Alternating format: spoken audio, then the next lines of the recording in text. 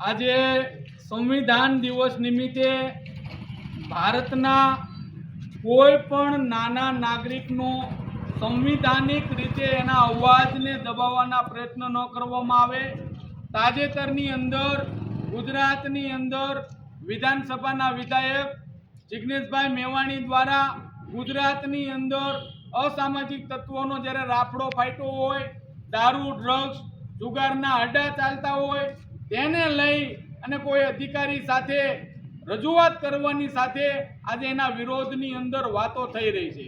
પણ ખરેખર ગુજરાત ભારતે સંવિધાનથી ચાલતો દેશ છે, લોકશાહીથી ચાલતો દેશ છે, લોકતંત્રથી ચાલતો દેશ છે, જેથી કરીને કોઈ પણ નાના વ્યક્તિની વાત દબાવવામાં ન આવે। અમે આ જિગ્નેશભાઈ મેવાણીને સંપૂર્ણ રીતે સમર્થન કરવી છીએ। 182 ધારાસભ્યની અંદરથી એક મરદનું ફાટ્યું છે જે નાના વ્યક્તિની વાત સાંભળે છે, મજદૂરની વાત સાંભળે છે, બહેનોની વાત સાંભળે છે। તો 100% આ ભારત દેશની અંદર નાનામાં નાના વ્યક્તિની વાત સાંભળી અને ન્યાય આપવામાં આવે। અને જિગ્નેશભાઈ મેવાણી માથે જે આજે અમુક આઈપીએસ અધિકારીઓ ખોટી રીતે જે એને હેરાન કરવાનું કાર્ય ચાલુ કર્યું છે, નિવેદનબાજી કરે છે, પણ કોઈ પણ અધિકારીએ એ ન સમજવું જોઈએ કે ભારતના નાગરિકો જે ગરીબ પછાત વર્ગના લોકો છે એના ટેક્સના પૈસામાંથી તમને પગાર મળે છે।